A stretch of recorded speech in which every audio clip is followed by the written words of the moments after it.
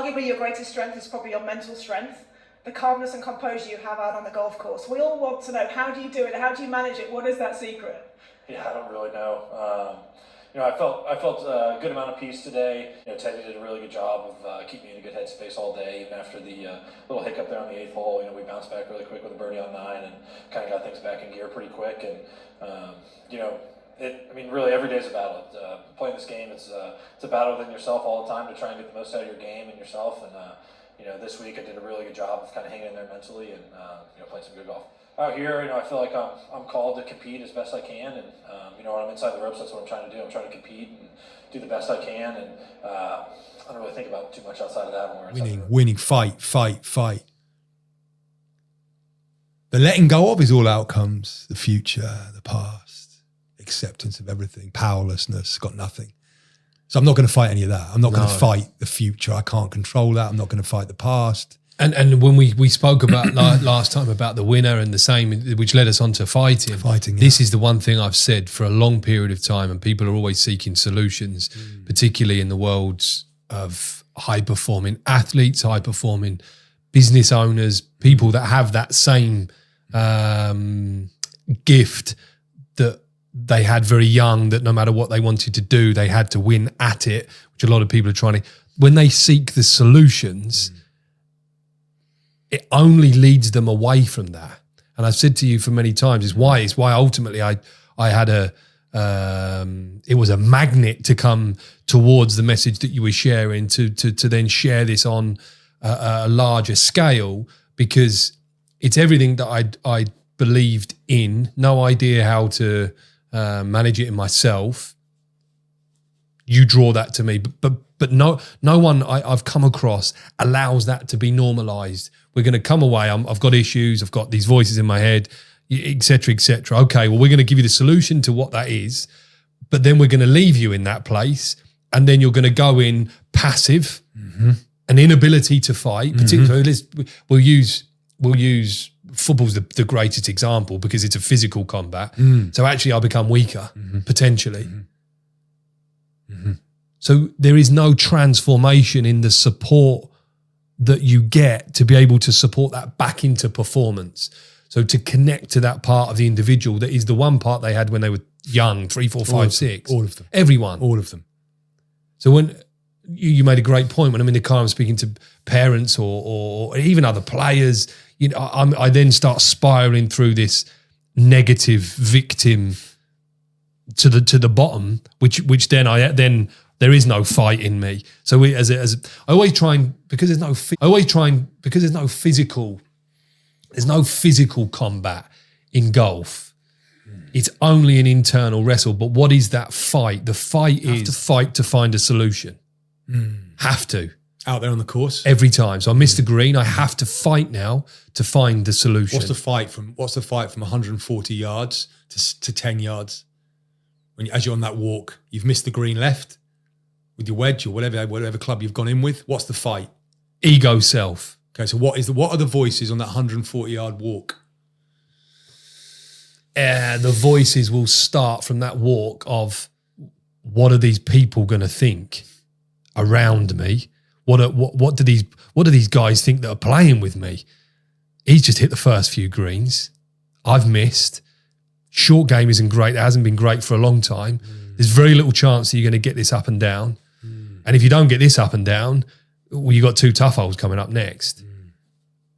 So it's a constant fight with future. It's a constant fight with shame.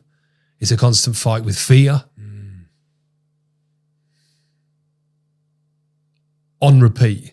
So then over your career, you would then go and seek the odd person to speak to, or you're into psychologists. And whereas when Dr. Dennis Prager shares that he honestly believes the vast majority of psychologists today are narcissists, and breaks that down, it's all about keeping someone in the victim. Yes. Whereas having spent thousands with psychologists and various therapists over my playing career, what I wanted was telling which way to go. There comes a point where I've listened enough. Yeah. We got to do some fucking action here, and you need to go this way because I know where to go. Otherwise, I'm just listening and listening. How does that make you feel? How did you feel then? Okay, good session.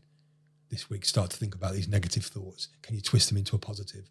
Watch the thoughts go on your head. You can control them. That's all I spent my life in. Not told.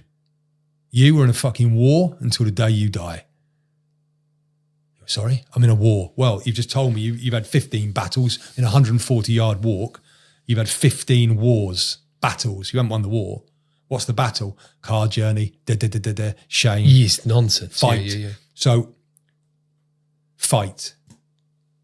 Fight to accept, fight to let go, but it's a fight. It is. And every part of it, even in our time, as I finished playing and didn't deal with the fear, didn't deal with the shame, that's the reason that I didn't want to play a lot. When we played, you obviously played recreationally, you love it, you love play. So obviously it was a big part of when we first got together, and I absolutely fine with going out, but I still wasn't dealing with that area. And I remember, I think we were playing at where did near Sporting Chance? We got on down in Liphook. Yeah, we played in beautiful course. First time you said you'd always wanted to play it. Yeah. We played. We sat. Beautiful morning, and we'd gone out and we got about the third hole, and I was fucking around with a few chip shots as always. Again, not dealing with any of it, but it's almost like you force yourself. It doesn't matter. We're only playing, messing around. But it was never the case, never the truth. And at that point, you'd said something along them lines of like, it's fucking time now. Stop fucking around and fucking hit the shot. And then there's the resistance in me was frightening, absolutely frightening. Because that was never that was never a way of. I'd never been shown that. No. I'd never been shown that as a solution. So and the reason is because like what you're ultimately saying is that which is if we'd have worked back at that time is what you would have taken me to that. You would have taken me to the end. This is a constant fight for the rest of your life. There's a bit where Nietzsche talks about this is eternity. Can you accept that you're going to be in that same situation on the edge of the green? You can deny it for 2 years if you want. Deny all of it. It's all good. I'm just finding joy here. No. For eternity, you are going to wrestle with that. Do you know what you see in football a lot? And football's such a visual game. Unfortunately, business has not lived down a TV screen for an hour and a half. And there's thousands, millions packed watching a business meeting. It's not. So football's a great barometer, and that piece of grass is life. What I always find interesting is the amount of coaches who at half time, what did you change second half? We needed to be more aggressive. We lacked aggression. Some of them lacked aggression 4 or 5 games, end up getting a sack, whatever. For me, and look, I've played it in hundreds and hundreds and hundreds of games and relegations. I've seen it all, felt it all, lived it all. The aggression, the fighting mentality, I always look at the leaders and say, well, you must have come off that at some point this week.